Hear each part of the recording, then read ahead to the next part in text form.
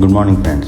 In this video I am showing gasket seal technique for the closure of CSF leak.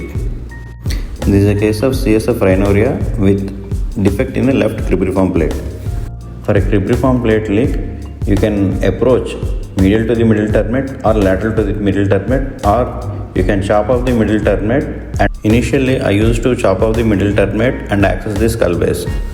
After some time I started approaching medial to the middle terminate and do the defect repair. But in some cases I got recurrence. So then I started approaching the skull base through the turbinate window from lateral to the middle terminate. In this technique, the prerequisite is full house fess. Thereby you are delineating the entire skull base.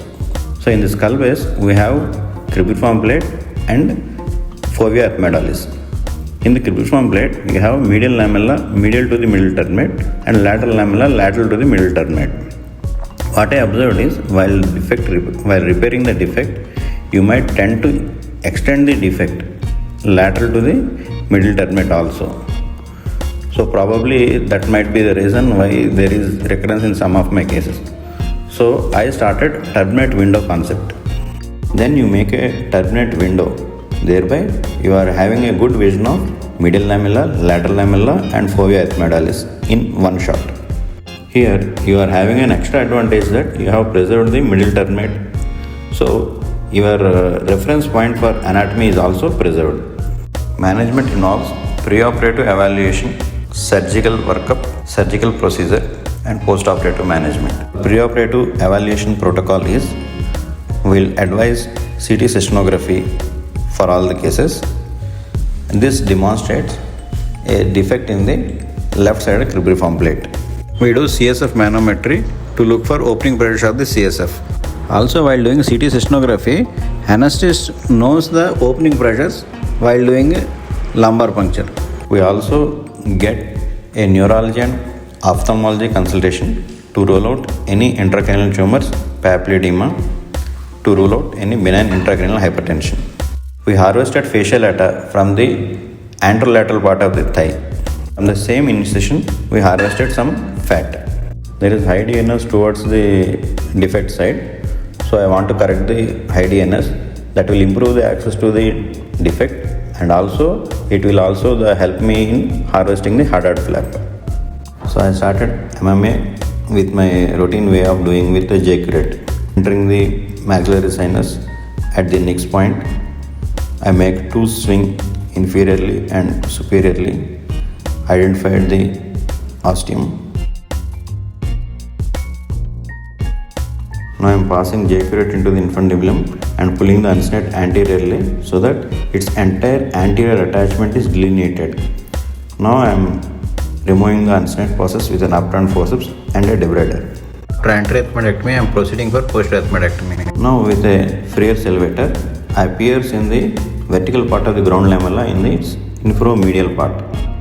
So now I am entering into the posterior ethmoids and I am now separating the septa with a Freer salvator. The rest of the posterior ethmoidectomy is completed with a straight plexus sleeve forceps or a debrider.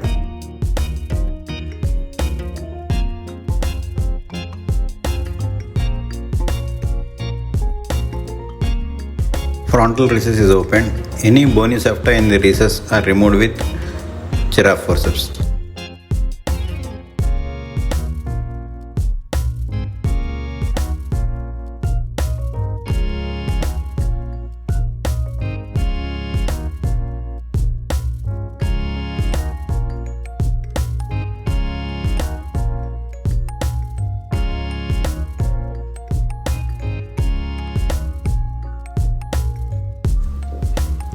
I am now passing the endoscope medial to the middle terminate and identify the site of leak.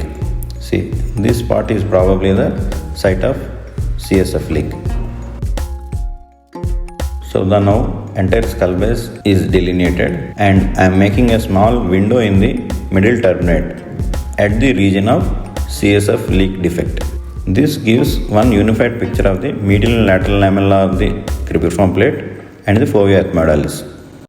Surgical procedure involves two steps.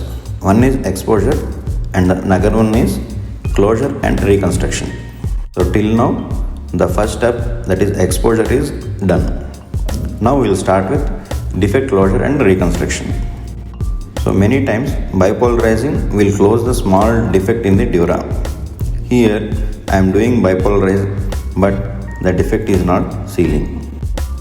So we should also freshen the margins of the mucosa all around, same like a tympanoplasty. We can use coagulation, which will have the extra advantage of suction. But seniors say that diathermy works at a higher temperature and that is good rather than coagulation. So we use both the technologies.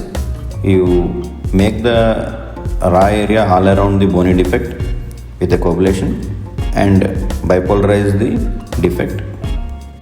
Defect closure can be of various types. You can plug in fat, or you can put a small cartilage piece, or you can put 2 layers of fasciolata. Small defects might close with bipolarizing. Since the leak is not stopping with bipolar, now I started plugging in the fat wrapped with Surgicel. All pieces of fat wrapped in Surgicel are being tucked inside the defect. As you see, while plugging, the defect size is increasing and the leak is not stopping. As the defect size is also increasing, I thought of blocking with a cartilage piece. This cartilage piece we have harvested by doing septoplasty. I gently pushed a small cartilage piece, sliced thin, that will exactly suit to the defect size. But still the leak is not controlling. Now I am trying gasket seal technique, where this cartilage piece is pushed in along with the fasciolata. See, now I am gently pushing the cartilage piece over the fasciolata. This will give a snugly fit seal, and as you see, there is no leak. Anesthetic Valsalva is given, and you could see that there is no CSF leaking out, suggesting that the seal is adequate. If I am confident of tight seal, I don't put a lumbar drain. Cell pieces are placed all around so that will cause fibrosis and the defect will heal eventually. Now a second layer of fasciolata is also spread over the defect. As you all know, the success of CSF leak repair depends on the number of layers and the effectiveness in their reconstruction. Again, Surgicel pieces are kept. As I feel this is a high pressure leak, I just don't want to take any more chances and I want to close the defect with a Haddad flap. As I have already raised the mucoperitoneal flap while doing septoplasty, it is now easy for me to raise the Haddad flap. As you all know, Haddad flap takes its blood supply from the septal branch of the sphenopalatine artery. This is a pedicle graft. The size of the Haddad flap should be exactly fitting to the size of the defect, and it also should have the exact length from the pedicle. Oversized grafts will make the field cumbersome and you may not have proper tight seal. Likewise, small sized grafts will not suit to the purpose. So I measured the length of the Haddad flap and I harvested the flap that will exactly suit to the site.